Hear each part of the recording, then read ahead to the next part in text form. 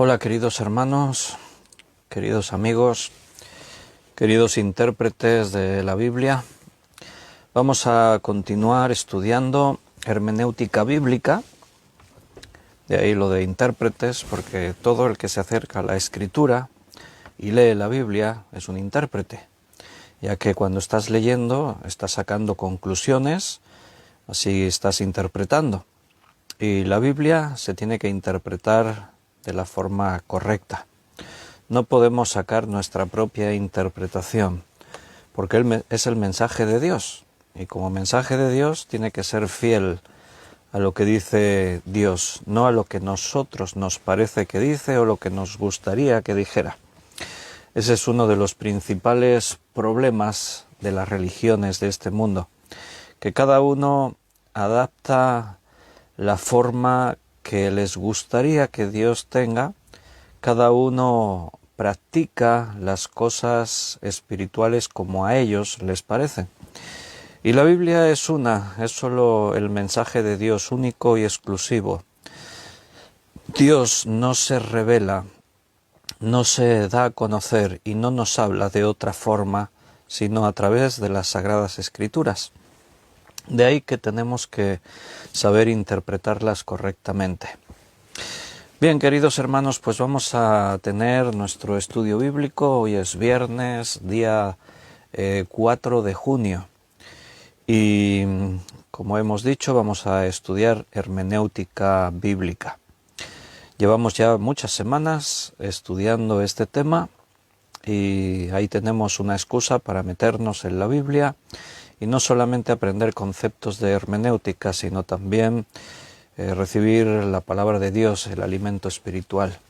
Vamos a hacer una oración para pedirle al Señor que nos dirija, vamos a pedir su dirección y entramos en el estudio. Vamos a orar. Padre, estamos agradecidos un día más, gracias por estar con nosotros, gracias por tu presencia en nuestras vidas. Tú tienes cuidado de todo lo nuestro, cada día nos cuidas, cada día estás ahí. A cada instante no duermes, no te descuidas, todo en nuestra vida está siempre bajo la más estricta dirección de tu parte. Tú estás conduciendo nuestras vidas, tú provocas en nosotros y produces en nosotros todo aquello que entra dentro de tu voluntad. Y sabemos que es fundamental que tengamos que venir cada día a abrir tu palabra para escuchar tu voz. Necesitamos, como tus hijos que somos, escuchar tu voz, la voz del Padre. Por eso presentamos hoy también este estudio delante de ti para que tú nos dirijas, que todo lo que digamos en este tiempo venga del Espíritu Santo, esté de acuerdo a toda la verdad de las Escrituras. Te agradezco por mis hermanos que estarán escuchando este estudio. Te lo pedimos muy agradecidos en el nombre de nuestro Señor Jesucristo. Amén. Pues bienvenidos a todos, queridos hermanos, a los que estáis en el directo, a los que lo verán en diferido. Mencionar a algunos comentarios que ya algunos hermanos han escrito en el chat de este vídeo en directo. Esther, Dios te bendiga, a ti también, Esther, David y Liliana, buenas tardes. Yoli y Gaby, buenas tardes. Yolanda y Gabriel, Beatriz, buenas tardes. Bienvenidos a todos, queridos hermanos. Vamos a seguir hablando de lo que hablábamos la semana pasada. Estábamos hablando de poesía hebrea, porque como dijimos, solo así a modo de recordatorio rápido, gran parte de la escritura está escrita en esta forma literaria, en poesía. Decíamos que la tercera parte de la escritura es poesía, incluso a veces pensando en textos, claro, si hablamos de los salmos, proverbios, eclesiastés, cantares, decimos es poesía, pero decíamos que incluso en los libros proféticos, en los libros proféticos hay mucha poesía. El 45% de los libros de los profetas son poesía. Entonces estuvimos aprendiendo la semana pasada que hay diferentes clases de poesía, así como en nuestros países, en la lengua castellana, la poesía tiene que ver mucho con la rima. Siempre identificamos la poesía cuando hay rima. Hay otras formas de poesía que no tienen rima. Y la poesía de la Biblia es de este tipo, y hay tres clases de paralelismos, porque este tipo de poesía es paralelismo, y hay tres tipos de paralelismo en la poesía bíblica. Eso lo estuvimos viendo la semana pasada. Está el paralelismo sinónimo, el paralelismo antitético y el paralelismo sintético. No voy a volver a explicar lo que quiere decir cada una. Para ello, si alguien no lo escuchó, pues tienes que escuchar el estudio del viernes pasado. Pero ahí están las tres formas de poesía que se puede encontrar en la Biblia. Vamos a hablar de cómo interpretar esa poesía, la poesía hebrea, la poesía bíblica. Hay tres normas básicas que se aplicarán siempre, sea cual sea el lugar y pasaje donde encuentres la poesía en la Biblia. O sea, la poesía es siempre poesía en sus tres formas de paralelismos. Tú vas a encontrar ahí poesía, entonces tienes que siempre tener en cuenta lo siguiente. Primero hay que reconocerlo, claro. Lo principal es reconocer su existencia. O sea, que tú seas consciente que estás leyendo poesía.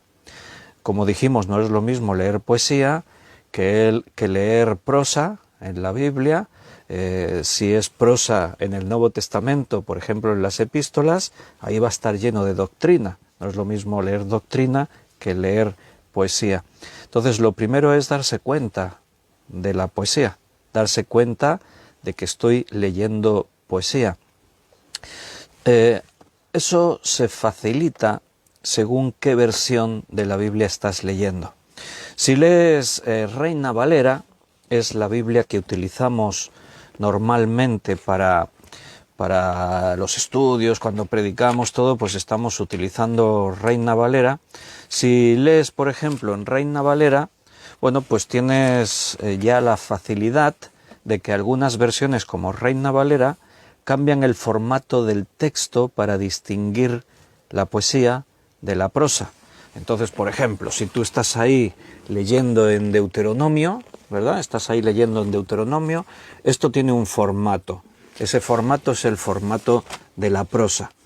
Pero si tú sigues leyendo en Deuteronomio, vas avanzando y llegas aquí al capítulo 32, ¿se ve? Aunque lo veáis como en un espejo, porque tengo la cámara girada hacia mí, entonces me veo como en un espejo, pero aquí, en el capítulo 32, notáis cómo cambia el formato. Ahora ya no es formato de prosa, ahora es el formato de poesía.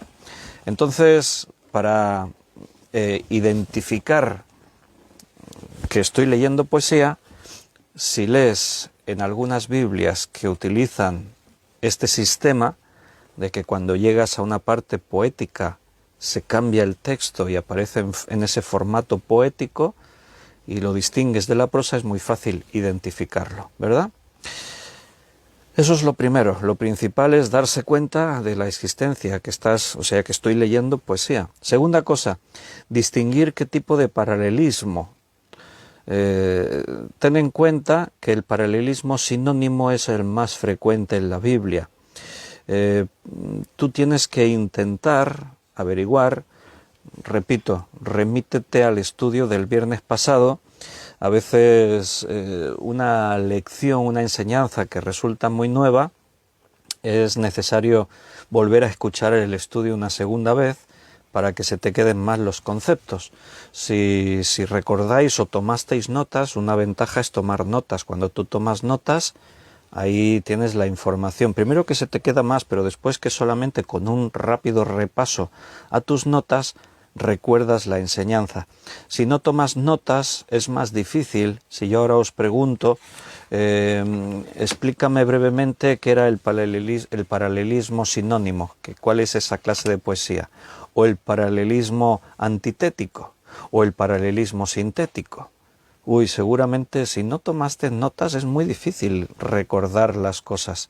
Aprendemos al escuchar, pero esa enseñanza que nos llega no se queda en un formato ya de ideas establecidas, sino que, bueno, nos sirven muchas veces más para inspiración, a base de escucharlo.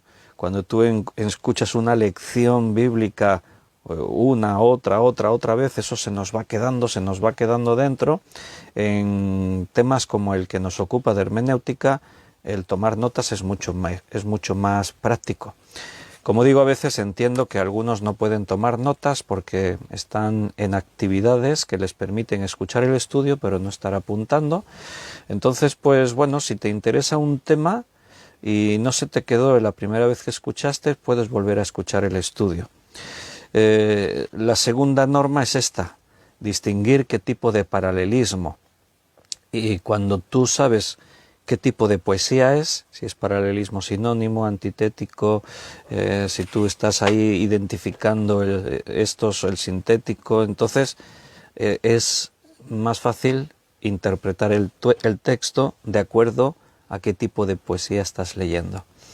Y tercera norma importante para interpretar la poesía hebrea es que tienes que ser sensible al espíritu y la emoción con que la poesía se escribió. Es poesía, no es prosa. La poesía lo que hace es, el autor, es abrir su corazón y de una forma figurada, de una forma donde vuelca todas sus emociones. La poesía está llena de emociones, todo tipo de emociones, positivas y negativas, o sea, alegría y tristeza. Cuando tú lees poesía tienes que tener esto muy en cuenta. Por eso hay que leer la poesía con sensibilidad, porque el que escribió esa poesía volcó en ella su corazón, ahí sus emociones, puso todo su sentimiento. Entonces, cuando tú lees poesía tienes que tener esto muy en cuenta. No es lo mismo leer un salmo que leer la epístola a los romanos. Un salmo está manifestando eso, emociones, pensamientos profundos. La expresión está cargada de figuras retóricas de la literatura, no es literal la gran mayoría de las cosas que están escritas ahí, sino que representa cosas para intentar ilustrar y manifestar lo que el autor está tratando de expresar al escribir esto. Vamos a hablar de los salmos, porque dentro de la poesía, una parte muy importante de la poesía en la Biblia es el libro de los Salmos. Es el libro más extenso de la Biblia, 150 capítulos, y contiene el capítulo más largo de la Biblia, el capítulo 119, y todos esos salmos, los 150 salmos que están ahí escritos, sin duda siempre han sido una fuente de inspiración tremenda para los creyentes de todos los tiempos. Es muy probable que el libro de los Salmos sea el libro más leído de la Biblia, más citado, más consultado, tomar porciones. El hecho de que son salmos y cada salmo tiene una propia temática, un propio contenido, tiene ese espíritu de transmitir emociones y sentimientos. Es muy frecuente que cogemos esos salmos escogidos y los leemos. Entonces vamos a leer esto, vamos a estudiar un poquito acerca de los salmos, porque es un libro muy especial. Si Dios nos lo permite, en algún momento podremos dedicar una serie de estudios a estudiar los salmos, a tomar y ir estudiando cada salmo uno por uno y sacar las enseñanzas que hay ahí. Hay una cosa importante cuando tú lees un salmo, es que algunos salmos, no todos, no en todos tenemos la información, pero en algunos salmos tenemos información que nos lleva a conocer el trasfondo histórico de ese salmo que se escribió. O sea, yo estoy leyendo un salmo y detrás de ese salmo hay una historia. Y esa historia provocó al autor escribir ese salmo. Entonces, si se puede, porque repito, no todos los salmos ocurre eso, si se puede, es muy bueno conocer el trasfondo del salmo que se va a interpretar. El contenido del salmo ya me puede indicar el fondo histórico. Muchas veces lo que el salmo mismo explica me está llevando a relacionarlo. Al leer el salmo dices, esto tiene que ver, este es un salmo de David. Vale, esto tiene que ver cuando... Y entonces tú te vas allá, a algún lugar en la escritura, cuando ocurrió un incidente, pasó alguna cosa que provocó al salmista escribir ese salmo. Entonces, esta es una muy buena herramienta. Tener en cuenta el fondo histórico de el por qué llevó al salmista a querer expresar sus emociones en la forma de este salmo.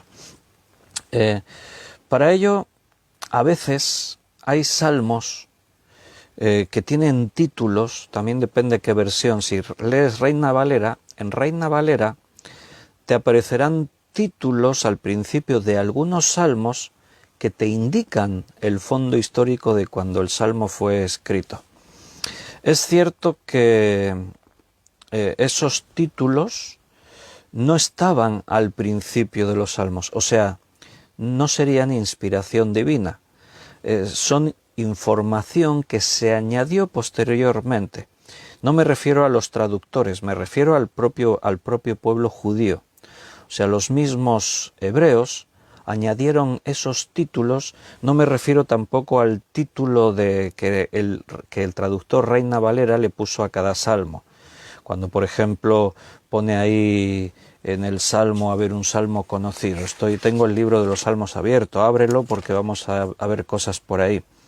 Cuando en el Salmo 23 el traductor puso Jehová es mi pastor, es lo que aparece ahí.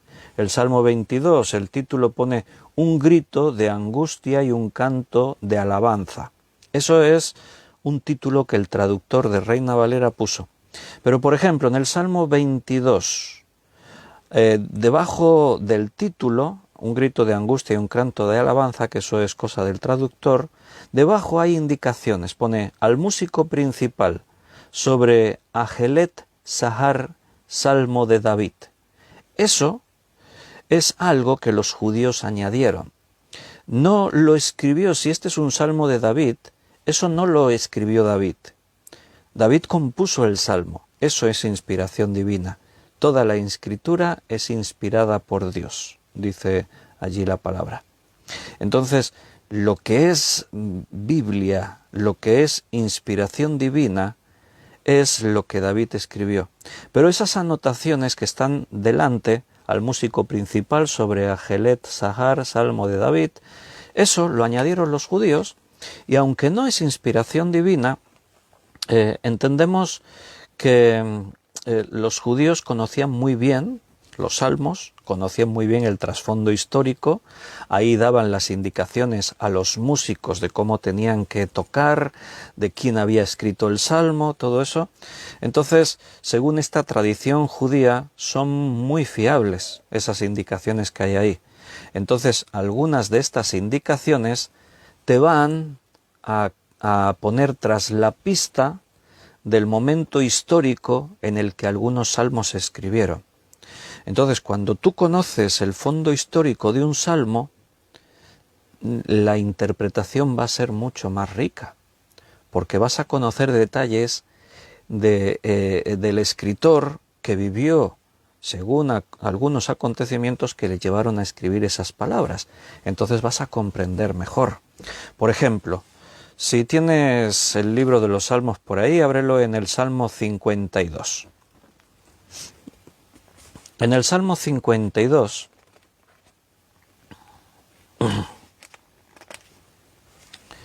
si tú lees, ¿por qué te jactas de maldad, oh poderoso? Estoy leyendo el Salmo 52. La misericordia de Dios es continua. agravios maquina tu lengua, como navaja afilada hace engaño. Amaste el mal más que el bien, la mentira más que la verdad. También nota que ahí aparece Selah, aparece una palabra. Selah significa pausa, reflexión, detente. Y ahora piensa en lo que has leído. Continúa, has amado toda suerte de palabras perniciosas, engañosa lengua, por tanto Dios te destruirá para siempre, te asolará y te arrancará de tu morada, y te desarraigará de la tierra de los vivientes, y así sigue el Salmo. Entonces tú, cuando estás leyendo este Salmo, te puedes preguntar, ¿y esto a qué viene? ¿Por qué lo escribió el salmista? Bueno, pues en Reina Valera, si te fijas, bajo el título que pone futilidad de la jactancia del malo, ese es el título que la traducción pusieron, pero después vienen esas indicaciones que los judíos habían añadido en el libro de los Salmos. Y esas indicaciones te dicen, al músico principal masquil de David, cuando vino Doeg Edomita y dio cuenta a Saúl diciéndole, David ha venido a casa de Ahimelech. Entonces ahí tienes una indicación. Tú puedes buscar en el Antiguo Testamento, esto lo tienes por allí en los libros de Samuel, y entonces tú puedes leer el fondo histórico de cuando David escribió este salmo. Y entonces entenderás mucho mejor por qué dijo David estas palabras. Otro ejemplo está aquí mismo al lado, el Salmo 51. Si leemos este salmo, vamos a empezar desde el versículo 1. Dice, ten piedad de mí, oh Dios, conforme a tu misericordia, conforme a la multitud de tus piedades, borra mis rebeliones, lávame más y más de mi maldad y límpiame de mi pecado. Porque yo reconozco mis rebeliones, y mi pecado está siempre delante de mí. Contra ti solo he pecado, y he hecho lo malo delante de tus ojos, para que seas reconocido justo en tu palabra y tenido por puro en tu juicio. He aquí en maldad he sido formado, y en pecado me concibió mi madre. He aquí tú amas la verdad en lo íntimo, y en lo secreto me has hecho comprender sabiduría. Purifícame con hisopo y seré limpio, lávame y seré más blanco que la nieve. Y continúa todavía el Salmo unos cuantos versículos más. Cuando tú lees esto, bueno, pues de seguida te das cuenta de que quien ha escrito este Salmo está manifestando un verdadero arrepentimiento. Está reconociendo pecado en su vida y está pidiendo al Señor, Señor, perdóname. Entonces está ahí diciendo, he pecado contra ti, he pecado. Vale, cuando tú conoces el fondo histórico, quién escribió esto y por qué lo escribió, entenderás mucho mejor las palabras del Salmo.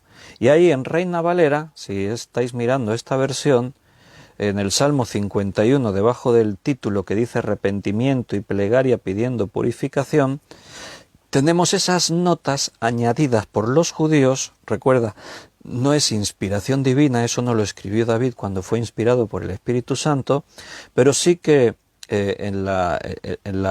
podríamos decir, la pasión judía de preservar la doctrina exacta de que las copias sean idénticas y tal, esas indicaciones son, podríamos decir, muy fiables, porque los judíos conocían muy bien el fondo histórico de cada uno de estos salmos. Entonces esas indicaciones te ayudan para conocer ese trasfondo en el que se escribió el salmo. Ahí sí nos indica al músico principal, Salmo de David, cuando después que se llegó a Betsabé, vino a él Natán el profeta.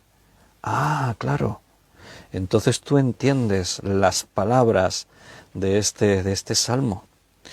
Y bueno, como os dije antes, tú puedes buscar en la Biblia. Aquí no te da la cita. Hay algunas versiones que te dan referencias. Seguramente aquí en Reina Valera vas a ver que están esas notas pequeñitas al pie de página para los que tienen buena vista, y ahí te pone textos que tienen que ver con el Salmo. En este caso, en Reina Valera, te estaría citando segundo libro de Samuel, capítulo 12. Entonces, si no tienes esas notas, tú lo buscas bajo las indicaciones. Salmo de David, cuando después que se llevó a Betsabé vino a él Natán el profeta. Tú buscas en la concordancia, si no recuerdas dónde está ese pasaje, pues tú buscas en la concordancia la palabra Betsabé, Natán, y entonces buscas. Y te llevará el pasaje al segundo libro de Samuel. Vamos a irnos ahí un momentito para que lo veamos. Segundo libro de Samuel. En el capítulo 12 está el episodio cuando Natán viene a hablarle a David, pero en el capítulo anterior, en el capítulo 11 del segundo libro de Samuel, tienes toda la historia completa, lo que pasó con David y Betsabé. Tú lo tienes todo ahí. Si lees, por ejemplo, los primeros versículos, el versículo 2, y sucedió un día al caer la tarde que se levantó David de su lecho y se paseaba sobre el terrado de la casa real y vio desde el terrado a una mujer que se estaba bañando, la cual era muy hermosa. Envió David a preguntar por aquella mujer y le dijeron: aquella es Betsabé, hija de Eliam, mujer de Urías Eteo. Y David envió mensajeros y la tomó y vino a él y él durmió con ella. Luego ella se purificó de su inmundicia y se volvió a su casa. Pero se quedó embarazada. Y concibió la mujer y envió a hacerlo saber a David diciendo: estoy encinta. La mujer tiene un problema, es grave, porque su marido está en la guerra y ella se ha quedado embarazada. Las leyes judías decían que en un caso de adulterio los implicados tenían que ser muertos en un apedreamiento, apedreados hasta la muerte. Entonces, si su marido está en la guerra y ella se va a conocer dentro de poco que está embarazada, ella tiene un grave problema. Por eso ella se lo hace saber al rey. David, tú eres el padre. ¿Cómo arreglamos esto? Entonces David envió a decir a Joab: envíame a Urías Eteo, y Joab envió a Urías a David. Cuando Urías vino a él, David le preguntó por la salud de Joab, por la salud del pueblo, por el estado de la guerra. ¿Cómo va todo por la guerra? Falsedad, hipocresía. David intentando tapar su pecado. David le dijo a Urías: desciende a tu casa, lava tus pies. Y saliendo Urías de la casa del rey, le fue enviado presente de la mesa real. Mas Urías durmió a la puerta de la casa del rey con todos los siervos de su señor y no descendió a su casa. Le hicieron saber esto a David, diciendo: Urías no ha descendido a su casa. Y dijo David a Urías: ¿no has venido de camino? ¿Por qué no desciendes a tu casa? Y Urías respondió a David: el arca de Israel y Judá están bajo tiendas. Mi señor Joab y los siervos de mi señor en el campo de batalla. ¿Y había yo de entrar en mi casa para comer y beber y dormir con mi mujer? Por vida tuya y por vida de tu alma, que yo no haré tal cosa. Vaya, nos ha salido demasiado íntegro el Urías. A David le están fallando sus planes, así que plan B, David, quédate aquí aún hoy, mañana te despacharé. Y se quedó Urías en Jerusalén. David lo convidó a comer, a beber con él, hasta emborracharlo, y esperando, ahora sí se irá con su mujer. Pero salió él a la tarde y dice: y venida por la mañana, Urías no se va a su casa, así que David escribe una carta a Joab, que es el general, el que está en el campo de batalla, y le dice en la carta: poned a Urías al frente, lo más recio de la batalla, y retiraos de él para que sea herido y muera. Ese es el pecado de David. Tú lees esto y entonces, teniendo esto en cuenta, volverás a leer el Salmo 51 y ahora vas a entender mejor. Pero tienes que leer también la segunda parte, el capítulo 12, cuando Natán viene y habla con David. Tienes que entender algo: entre el capítulo 11 y el capítulo 12 ha pasado un año. David ha estado un año entero callando su pecado. Ha sufrido consecuencias de ese pecado. El hijo de él y Betsabé ha muerto. Ocultar algo así como lo que él hizo es terrible para un hombre con una fe verdadera. Los hombres del mundo, las personas del mundo pecan y les da igual, pero un hombre de Dios sabe que Dios lo sabe todo, sabe que a Dios no le podemos ocultar nada, y lo peor es que sabes que has ofendido a Dios y eres consciente del pecado. Ser consciente del pecado es algo terrible, porque tu conciencia no te deja dormir tranquilo, no tienes paz, has perdido la paz, el gozo, todo. Entonces la segunda parte, tú lees el capítulo 12 también. Jehová envió a Natán a David, y viniendo él le dijo: había dos hombres en una ciudad, el uno rico y el otro pobre. El rico tenía numerosas ovejas y vacas, pero el pobre no tenía más que una sola corderita, que él había comprado y criado, y que había crecido con él y con sus hijos juntamente, comiendo de su bocado y bebiendo de su vaso, y durmiendo en su seno, y la tenía como a una hija. Eso es una mascota. Las personas que tenemos mascotas, pues las tenemos así, son como uno más de la familia. Y esta corderita en esa casa era una mascota, era como uno más de la familia. Entonces vino uno de camino al hombre rico, y éste no quiso tomar de sus ovejas ni de sus vacas para guisar para el caminante que había venido a él, sino que tomó la oveja de aquel hombre pobre y la preparó para aquel que había venido a él. Sería como comerse el perrito, el gatito, la mascota de alguien. Eso es una barbaridad, no se puede hacer. Entonces se enfureció, se encendió el furor de David en gran manera contra aquel hombre.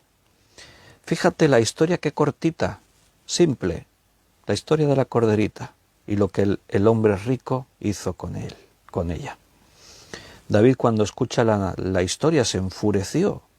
Se encendió el furor en gran manera y dijo: vive Jehová, que el que tal hizo es digno de muerte. Las advertencias bíblicas: no juzguéis para que no seáis juzgados. En la medida en que juzgáis, estáis siendo juzgados. O sea, cuando tú juzgas a alguien, recuerda que es igual como que tú te estás juzgando a ti mismo. Debe pagar la cordera con 4 tantos porque hizo tal cosa y no tuvo misericordia. Entonces dijo Natán a David: tú eres aquel hombre. Así ha dicho Jehová Dios de Israel: yo te ungí por rey sobre Israel, te libré de la mano de Saúl, te di la casa de tu señor y las mujeres de tu señor en tu seno. Además te di la casa de Israel y de Judá, y si esto fuera poco, te habría añadido mucho más. ¿Por qué pues tuviste en poco la palabra de Jehová haciéndolo malo delante de sus ojos? A Urías, Eteo, heriste a espada y tomaste a su mujer por mujer, y a él lo mataste con la espada de los hijos de Amón. Por lo cual ahora no se apartará jamás de tu casa la espada. Por cuanto me menospreciaste y tomaste a la mujer de Urías Eteo para que fuese tu mujer. Así ha dicho Jehová: he aquí yo haré levantar el mal sobre ti de tu misma casa, y tomaré tus mujeres delante de tus ojos y las daré a tu prójimo, el cual yacerá con tus mujeres a la vista del sol. Porque tú lo hiciste en secreto, mas yo haré esto delante de todo Israel y a pleno sol. Punto. Terrible. David está escuchando lo que ahí está diciéndole el profeta, y David sabe que el profeta tiene toda la razón y sabe que esto es la palabra de Dios. Dios le está hablando. Quiero que nos salimos un poco del tema de la hermenéutica que estamos viendo, cómo interpretar la poesía bíblica, estamos viendo, identificar el trasfondo histórico de alguno de los salmos, estamos viendo que el trasfondo histórico del Salmo 51 es esto que estamos aquí leyendo. Entonces, pero solamente mostrarte, matizarte algo. Fíjate que Dios no tiene niños mimados. David era un hombre conforme al corazón de Dios. Dios pensó en él cuando ya estaba en el vientre de su madre. Dios envió a Samuel a la casa de su padre Isaí, del padre de David, para que lo ungiese por rey, lo escogió. Dios estuvo con él ante Goliat. Dios estuvo con David exaltándole en sus victorias, y las doncellas de Israel cantaban: Saúl mató a sus miles y David a sus 10.000. Su fama, su éxito, todo lo que hacía David prosperaba. Todo lo que David hacía era triunfos. Como aquí el profeta le ha dicho: yo te libré de la mano de Saúl cuando Saúl lo quería matar. Era el rey, tenía todo el poder en su mano, y Dios lo libró a David de la mano de Saúl. Dios le dio todo lo que eran riquezas para David, todo. Dios no tiene niños mimados. Para Dios, Urías era también un buen hombre. No era más David que Urías. David ha pecado y ahora Dios sentencia a David. Y recuerda, la sentencia, el propio David ya dijo cuál era. El que ha hecho esto es digno de muerte y pagará 4 veces el precio de la cordera. Él pagó.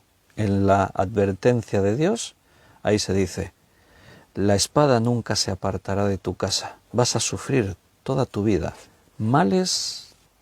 Y tú te lees la historia de la familia de David, de sus hijos, bueno, un drama. Problemas por todas partes, violaciones, conspiraciones, rebeliones, tremendo. Y todo por una debilidad en la carne. Hay que ser tan cuidadosos, hermanos. Entonces, versículo 13, dijo David a Natán, la reacción de David: pequé contra Jehová. Y Natán dijo a David: también Jehová ha redimido tu pecado, no morirás. Y continúa el texto ahí, dice más adelante: David rogó a Dios, y estaban ahí, ¿no? ¿Qué dijo David? He pecado contra Dios. ¿Y qué le dijo Natán? Dios te ha perdonado. Pero las consecuencias del pecado se pagan. Ahora, bajo esta escena, con esto en la cabeza, conociendo el trasfondo histórico, tú te lees el Salmo 51 y ahora tiene mucho más sentido. Ahora la interpretación es mucho más intensa. Ahora volvemos a leer Salmo 51. Ten piedad de mí, oh Dios, conforme a tu misericordia. Conforme a la multitud de tus piedades, borra mis rebeliones. Lávame más y más de mi maldad, y límpiame de mi pecado. Ahí ves a un hombre profundamente arrepentido. No es: Señor, perdona mi pecado. No, ahí hay arrepentimiento de corazón. No dice: lávame de mi maldad. No dice: lávame más y más de mi maldad. Recuerda lo que hemos dicho antes.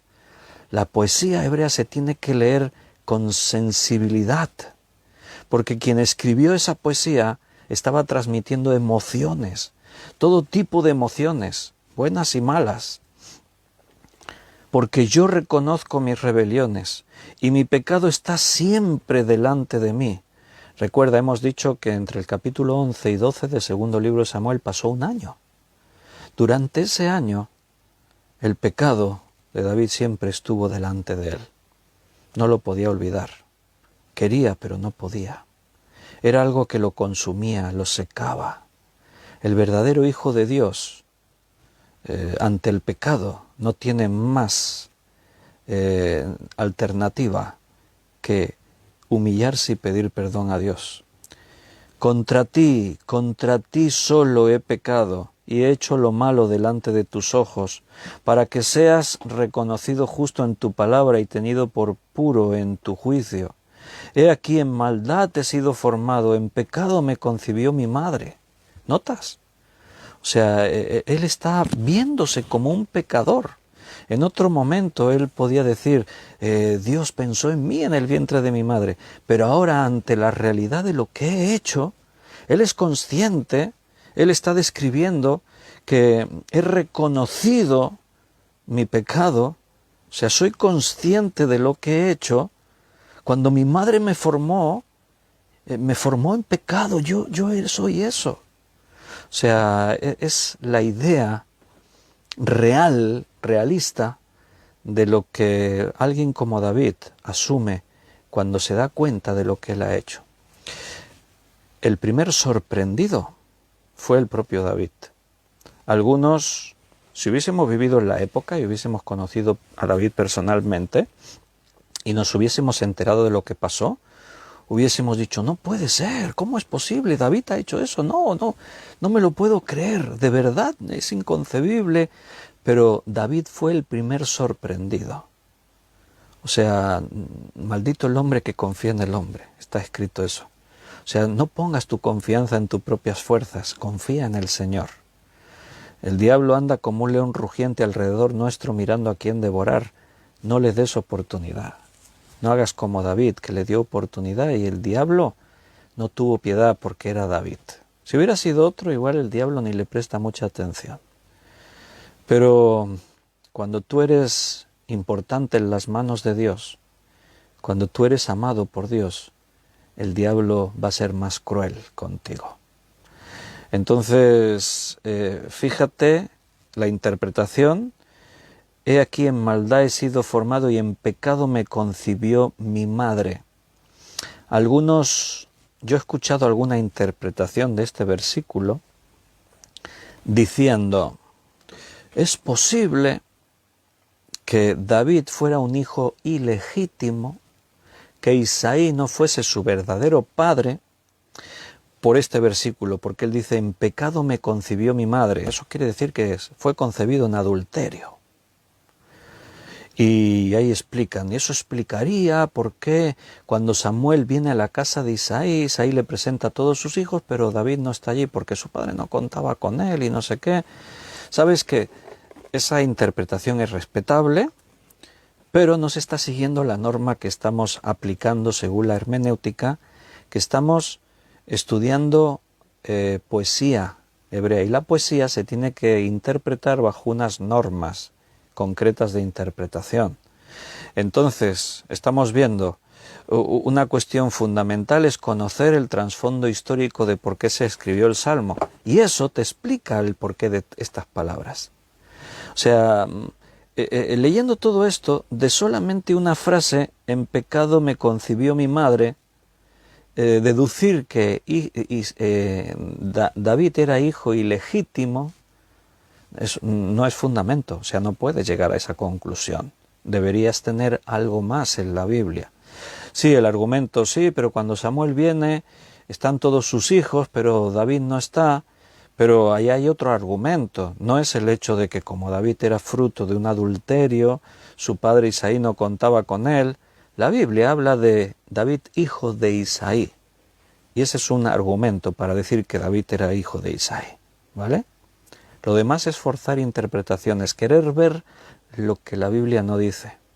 ¿El por qué no estaba David? Bueno, es lógico, sus hermanos eran mayores. El primogénito era quien tenía el principal derecho a cualquier cosa. Si viene el profeta de Dios con algo de parte de Dios para tus hijos, es totalmente lógico que Isaí presenta primero a sus hijos, primero al mayor. No, este no es, bueno, pues al segundo, y así todos. ¿Por qué no estaba David? El texto lo dice, porque estaba cuidando las ovejas. David era pastor de ovejas desde su juventud. Pero no hay nada que indique el interpretar este versículo de que David era ilegítimo, su madre lo concibió en adulterio, no sé qué. Son interpretaciones que se llega a ellas precisamente por no seguir las reglas de interpretación bíblicas. Cuando tenemos en cuenta el trasfondo histórico, tú lo que ves a un David tremendamente arrepentido. Es como decir, yo no tenía que haber nacido. David le pesa su pecado en su corazón de una forma, bueno, son como toneladas de peso en su corazón. De ahí que dice, es como decir, cuando yo nací ya venía con ese pecado dentro de mí, es mi naturaleza, soy un pecador. Está reconociéndose así, he pecado contra ti, solo contra ti he pecado. Versículo 6, he aquí tú amas la verdad en lo íntimo y en lo secreto me has hecho comprender sabiduría. ¿Te das cuenta? Como ahora tiene otra perspectiva lo que estamos leyendo, conociendo, nos estamos poniendo en la piel de David después de conocer su historia. En lo secreto me has hecho comprender sabiduría. Tú amas la verdad en lo íntimo. Y ahí ahora yo me pongo en la piel de David. Aquel día está en su palacio, está viendo a Betsabé bañarse, nadie lo ve. Él cree que está en secreto, pero ahora él está reconociendo. Tú amas la verdad en lo íntimo. No es solo lo que yo aparente delante de los demás, sino lo que tú sabes que hay en mí. Purifícame con hisopo y seré limpio. Lávame y seré más blanco que la nieve. O sea, tú tienes el poder de limpiarme de esa basura que hay dentro de mí. Hazme oír gozo y alegría, y se recrearán los huesos que has abatido. Esconde tu rostro de mis pecados, borra todas mis maldades. Crea en mí, oh Dios, un corazón limpio, renueva un espíritu recto dentro de mí. No me eches de delante de ti, no quites de mí tu Santo Espíritu. Vuelve el gozo de tu salvación y espíritu noble me sustente. Yo estoy leyendo así de seguido. Pero conociendo el fondo histórico, en cada versículo podrías detenerte a reflexionar. ¿Cómo se sentía David? La profundidad que tienen sus palabras. Entonces enseñaré a los transgresores tus caminos y los pecadores se convertirán a ti. Líbrame de homicidios, oh Dios mío, líbrame de homicidios. Él es un homicida, mató a Urías con la espada de sus enemigos. Cantará mi lengua tu justicia, Señor, abre mis labios y purificará mi boca tu alabanza, porque no quieres sacrificio que yo lo daría, no quieres holocausto, los sacrificios de Dios son el espíritu quebrantado.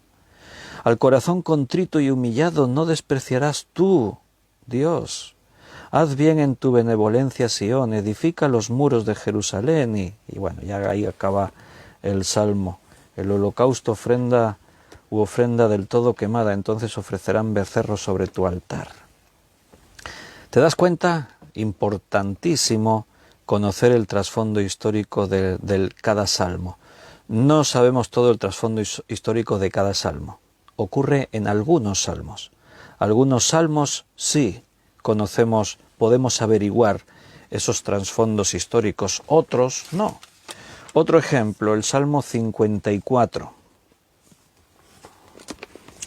Este es un salmo más cortito, tiene solo 7 versículos. Si tú lo lees, versículo 1, oh Dios, sálvame por tu nombre y con tu poder defiéndeme. Oh Dios, oye mi oración, escucha las oraciones de mi boca, porque extraños se han levantado contra mí y hombres violentos buscan mi vida. No han puesto a Dios delante de sí. He aquí, Dios es el que me ayuda, el Señor está con los que sostienen mi vida, Él devolverá el mal a mis enemigos. Córtalos por tu verdad, voluntariamente sacrificaré a ti, alabaré tu nombre, oh Jehová, porque es bueno, porque Él me ha librado de toda angustia y mis ojos han visto la ruina de mis enemigos. Bien, en Reina Valera nuevamente aparece esas notas que los hebreos pusieron en algunos salmos. Y ahí viene, como nota, al músico principal en Nehinot, masquil de David. ¿Cuándo? Y ahí tienes el trasfondo histórico. Cuando vinieron los cifeos y dijeron a Saúl, ¿no está David escondido en nuestra tierra? O sea, vinieron y se eschivaron, David está ahí escondido en nuestra tierra. Ahora tú tienes una indicación del trasfondo histórico y ¿qué haces tú? Pues te vas a buscar cuándo ocurrió eso, qué ocurrió. En este caso, después de investigar, tú te irías hasta el primer libro de Samuel, capítulo 26. Primer libro de Samuel, capítulo 26, es justo el trasfondo histórico de por qué David escribe ese Salmo 54. Vinieron los cifeos a Saúl en Gabaa diciendo, ¿no está David escondido en el collado de Aquila al oriente del desierto? Saúl entonces se levantó y descendió al desierto de Zif, llevando consigo 3,000 hombres escogidos de Israel para buscar a David en el desierto de Zif. 3,000 hombres escogidos, o sea, la élite de los soldados de Israel, para capturar a un hombre, a David. ¿Qué te parece? Eso es mucho odio por un hombre. Saúl odiaba a muerte a David.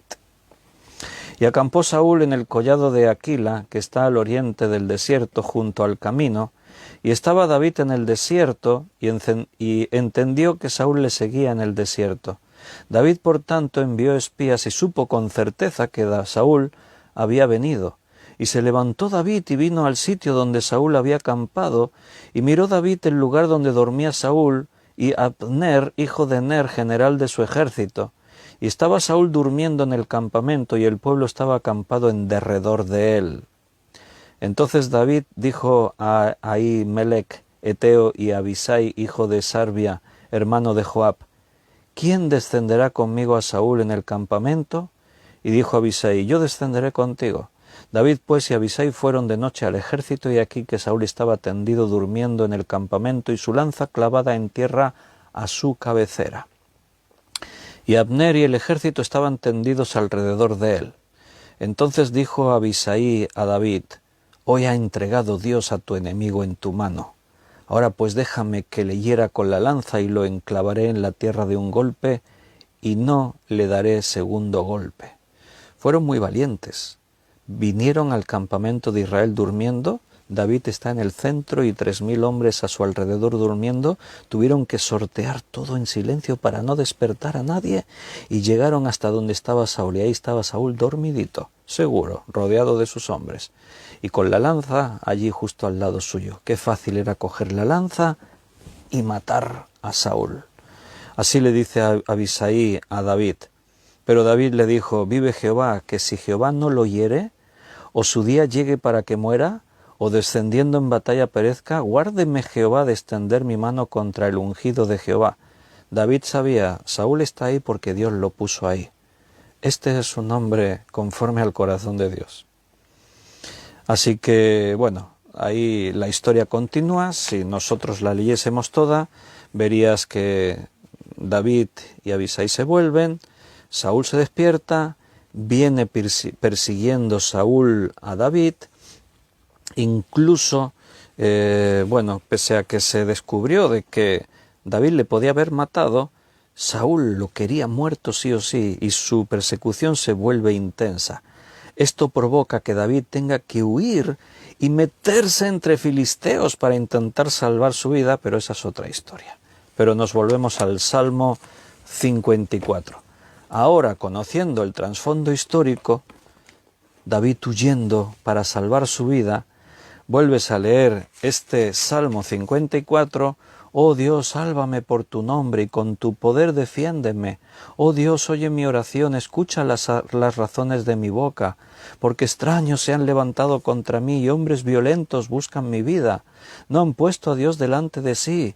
He aquí, Dios es el que me ayuda, el Señor está con los que sostienen mi vida, Él devolverá el mal. Y vuelves a leer el Salmo, y conociendo el trasfondo histórico, ahora entendemos más.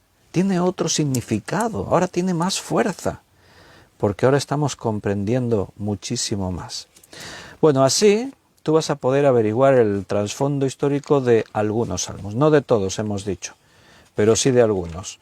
Algún ejemplo muy rápido, por ejemplo, el Salmo 11.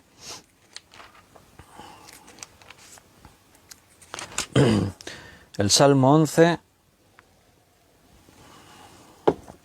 es un salmo de David también, y dice David: en Jehová he confiado. ¿Cómo decís a mi alma que escape al monte cual ave? Porque aquí los malos tienen el arco, disponen sus saetas sobre la cuerda para asaetear en oculto a los rectos de corazón. Y continúa el salmo, pero déjame que te lea un versículo en Primera de Samuel 23:13. A ver si te suena de algo lo que dice Primera de Samuel 23:13. David entonces se levantó con sus hombres, que eran como 600, y salieron de Keila, y anduvieron de un lugar a otro, y vino a Saúl la nueva de que David se había escapado de Keila, y desistió de salir. Y David se quedó en el desierto, en lugares fuertes, y habitaba un monte en el desierto de Zif, y lo buscaba Saúl todos los días, pero Dios no lo entregó en sus manos. Entonces, y ahí continúa todo este texto, y ahí le aconsejan, escápate a los montes, y le dicen todas estas cosas. Entonces él escribe este Salmo 11. En Jehová he confiado. Así empieza. ¿Cómo decís a mi alma que escape al monte cual ave? Porque aquí los malos tienen arco. Disponen sus saetas sobre la cuerda para satear en oculto a los rectos de corazón. Si fueren destruidos los fundamentos, ¿qué ha de hacer el justo?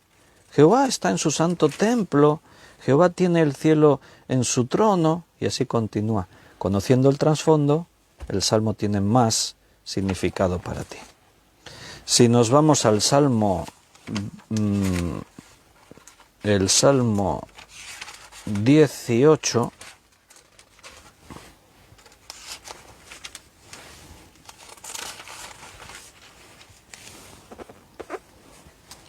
en el Salmo 18, en Reina Valera vas a tener ahí otra nota que te orienta al trasfondo histórico. Dice, al músico principal, Salmo de David, siervo de Jehová, el cual dirigió a Jehová las palabras de este cántico el día que le libró Jehová de mano de todos sus enemigos y de mano de Saúl. Entonces dijo, te amo, oh Jehová, fortaleza mía, Jehová, roca mía, castillo mío y mi libertador. Dios mío, fortaleza mía, en él confiaré, mi escudo y la fuerza de mi salvación, mi alto refugio. Y ahí continúa el Salmo. ¿Has visto qué indicación más larga pusieron ahí los judíos? Al músico principal, Salmo de David, siervo de Jehová, el cual dirigió a Jehová las palabras de este cántico el día que le libró Jehová de la mano de todos sus enemigos y de la mano de Saúl. Entonces dijo, ahí ya tienes explicado el trasfondo. Este cántico lo escribió David el día que Dios le libró, por fin, de la mano de Saúl y de todos sus enemigos. Y fue como un descanso para David, ya no le persiguen para matarle, Dios le ha librado, y entonces David escribe este cántico. Sígueme hasta el primer libro de Samuel, capítulo 22.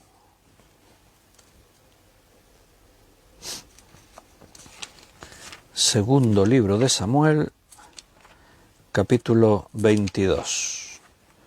Dice el versículo 2. Jehová es mi roca y mi fortaleza y mi libertador.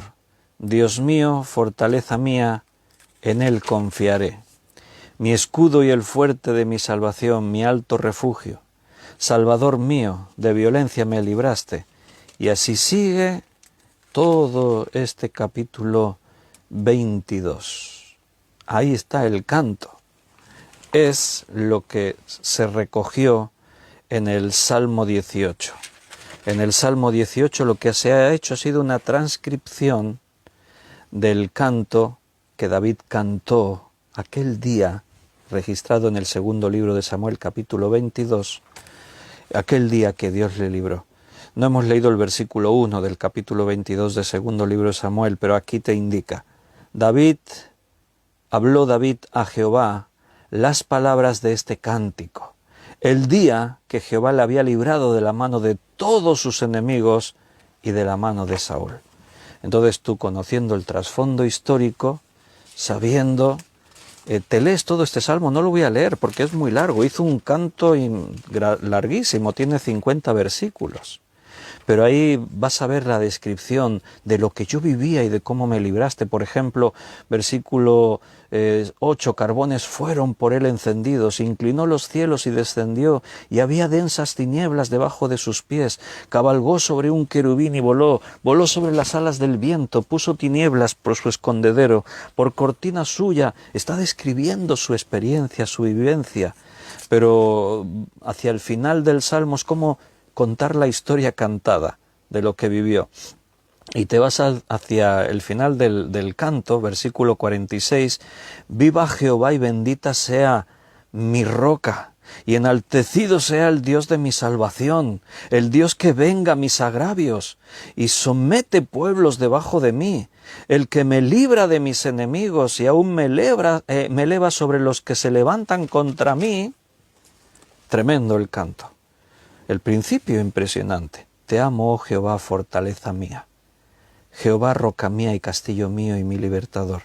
Hay un corito cristiano que usa estas palabras. Alguien le puso música porque no sabemos la música que David le puso. Lástima que no lo grabaron en vídeo y no lo sabemos. Pero hay un corito que cantamos nosotros. Te amo, oh Señor, fortaleza mía, roca mía, castillo mío y mi libertador. Y sigue, un canto que cantamos. Tremendo el Salmo. Y conociendo el fondo histórico, tiene más fuerza, nos dice muchas más cosas, ¿verdad que sí? Entonces tengamos en cuenta eso, los salmos expresan las emociones más íntimas y profundas, los problemas y las alegrías. Puede ser que los salmos tengan conceptos doctrinales, pero su propósito no es de presentar grandes doctrinas de la fe. Lo que hace el salmo es acercar al lector a Dios mediante las angustias, dolores, frustraciones, penas, gozos, alegrías, tristezas. Es identificarte con lo que sentía el salmista. En según qué momento de tu vida te identificas con eso y eres bendecido. De ahí que no se puede hacer la misma exégesis, como antes os dije, de un salmo que de un pasaje, por ejemplo, de la carta a los Romanos. Romanos es pura doctrina. Los salmos, puras emociones, sentimientos.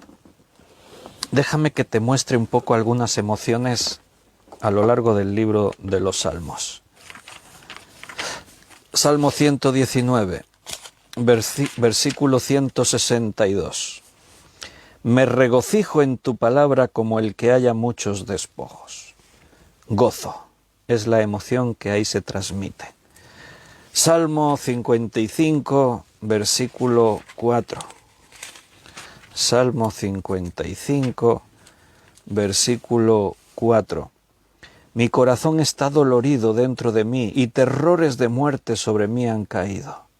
Dolor y terror, esas son las emociones de este salmo. Aquí en el mismo Salmo 55, un poco más adelante, versículo 12 y 13. Porque no me afrentó un enemigo, lo cual habría soportado, ni se alzó contra mí el que me aborrecía, porque me hubiera ocultado de él, sino tú, hombre, al parecer íntimo mío, mi guía y mi familiar. ¿Qué sentimiento hay ahí? Traición. Su propio hijo en rebelión, conspirando contra su padre. Te lo leo otra vez. Porque no me afrentó un enemigo, lo cual habría soportado, ni se alzó contra mí el que me aborrecía, porque me hubiera ocultado de él, sino tú, hombre, al parecer íntimo mío, mi guía, mi familiar. Traición. 56, versículo 11. En Dios he confiado, no temeré. ¿Qué puede hacerme el hombre? Ahí hay lo contrario, confianza. La emoción que aparece ahí es he confiado, no temeré lo que me pueda hacer el hombre. Salmo 62, versículo 5. Os estoy mostrando así pinceladas de emociones en los salmos. Salmo 62, 5. Alma mía, en Dios solamente reposa, porque de Él es mi esperanza. Aquí hay paz, hay reposo. Esas son las emociones que se transmiten en estas palabras. El Salmo 71, versículo 9. ¿Qué emoción aparece en este versículo? 71, 9. No me deseches en el tiempo de la vejez, cuando mi fuerza se acabare, no me desampares. Aquí hay ansiedad. En este versículo se transmite ansiedad. En cambio, en el capítulo 73, Salmo 73, versículo 3, porque tuve envidia de los arrogantes, viendo la prosperidad de los impíos. Ahí tienes otra emoción, envidia. También está ahí transmitido. Bueno, como no tenemos mucho tiempo, doy un salto un poquito así más largo hasta el Salmo 109. Si tú fueses leyendo salmo por salmo, versículo tras versículo, irías viendo todo ese derroche de emociones que los escritores de los salmos transmitieron. Salmo 109, versículo del 6 al 11. A ver qué emoción reconocéis aquí. Pon sobre él al impío, y Satanás esté a su diestra. Cuando fuere juzgado salga culpable, y su oración sea para pecado. Sean sus días pocos, sobre otro su oficio, tome otro su oficio. Sean sus hijos huérfanos y su mujer viuda. Anden sus hijos vagabundos y mendiguen, y procuren su pan lejos de sus desolados hogares, que el acreedor se apodere de todo lo que tiene y extraños saqueen su trabajo. ¿Qué emoción identificas en este salmo de David? Ira, pura ira. Está airado contra alguien que le desea lo peor del mundo a esa persona, ¿verdad? Tremendo. Bueno, si nos vamos al Salmo 120, versículo 1, a Jehová clamé estando en angustia y él me respondió. Ahí está la angustia, otro sentimiento. Y así pues podrías ir viendo todas las emociones que llena este libro de los Salmos. Déjame que te lea otra, así más positiva. El Salmo 25, versículo 2. Salmo 25, 2. Dios mío, en ti confío, no sea yo avergonzado, no se alegren de mí mis enemigos. Confianza. En ti confío. Ese salmo que hemos leído, el 109, lleno de ira, deseándole a sus enemigos todo lo peor, ese salmo entra dentro de lo que se conoce como salmos imprecatorios. ¿Has oído esa palabra alguna vez? Imprecatorio. La palabra imprecatorio es una palabra castellana con un significado. Significa un deseo contra alguien para que reciba daño o desgracia. Hay salmos imprecatorios, así se conocen. O sea, son unos salmos muy duros, que no es usual ese lenguaje en las Escrituras. Por eso, estos salmos, los salmos imprecatorios, se tienen que interpretar, leer con cautela. Los autores reclaman el juicio de Dios contra sus enemigos con un lenguaje muy vengativo, como hemos leído en ese ejemplo del Salmo 109. Parece impropio de David hablar así. Habla de que sean desolados, que se queden sin nada, que quiten todo lo que tienen, que... Dices, vaya, ¿cómo desea eso, no? Un hombre como David. Bueno, hay que tener en cuenta lo que decíamos. Esto es poesía. Por eso digo, cautela al leer los salmos imprecatorios. Te voy a decir qué salmos son, así rápido. Si te da tiempo a anotarlo, los identificarás. Salmos, el 5, el 10, el 17, el 35, el 58, el 59, el 69, el 70, el 79, el 83, el 109, el 129, el 137 y el 140. Esos son lo que se conocen como los salmos imprecatorios. Ese deseo de que alguien reciba daños y desgracias. Ahí cuantos más mejor. Bueno, hay que entender que esto es poesía, que esto lo escribieron personas muy enfadadas contra la tiranía del mal, contra la injusticia, y manifestaron ahí, como decíamos antes, sus emociones. ¿De acuerdo? Hay que tener cuidado.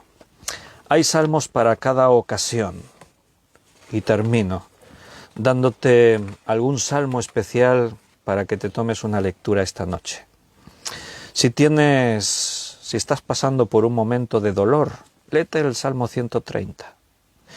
Si estás en una situación de peligro, mi salmo favorito, como el de muchos otros, el 23.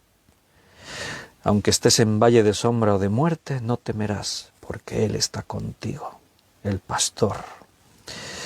Si sientes dolor por el pecado, pues léete el Salmo 51. Te vas a identificar con David, como antes estábamos viéndolo. Si tienes motivos para agradecer a Dios, quieres darle gracias a Dios por algo, lee el Salmo 139. Si quieres bendecir al Dios verdadero por encima de los falsos dioses y todo lo vano, entonces usa el Salmo 115. Y si buscas ayuda de parte de Dios en alguna situación, lee el Salmo 57. Hay salmos para todas las oportunidades, para todos los momentos. Como os decía antes, hubiese sido fantástico poder conocer la música de todos esos salmos. El pueblo de Israel los cantaban en sus reuniones, en la liturgia a Dios, cantaban esos salmos. Nosotros, después de tanto tiempo, algunos no los cantamos, a otros sí les hemos puesto música nosotros en este tiempo, pero los recitamos y nos identificamos con ellos. El libro de los Salmos es un tesoro en la Biblia. Es un libro que nos acompaña en cada momento de nuestra vida. En esos momentos cargados de emoción, positivas o negativas. Hay salmos para alegrarse, hay salmos para dolerse. Ahí está. Poesía hebrea. ¿Cómo interpretarla? Hemos aprendido un poquito más de los salmos en este día. Pero nos tenemos que despedir ya, se nos ha hecho la hora. Así que la semana que viene seguiremos hablando de otros formatos de la poesía. Hablaremos de proverbios, hablaremos de cantares, hablamos de la otro tipo de poesía que aparece ahí en la Biblia. Pero quédate con todo esto en tu corazón, lo que Dios nos ha dicho hoy. Si Dios quiere, mañana sábado nos volveremos a encontrar a las 9 de la noche para seguir estudiando la palabra de Dios. Y por hoy, pues, que descanséis, que terminéis de disfrutar este viernes 4 de junio y espero veros mañana, si Dios nos lo permite. Después me leo los comentarios, que hoy así, como voy un poco contra el reloj los viernes, porque ahora me tengo que ir a dar una clase de seminario, a la noche me leo los comentarios porque he visto que alguien preguntaba por ahí algunas cosas y no me paré a responder. Yo después me leo los comentarios y os respondo. ¿De acuerdo? Un abrazo muy fuerte. Os amo con el amor del Señor y si Dios quiere nos vemos mañana. Yo estaré impaciente por veros. Hasta mañana.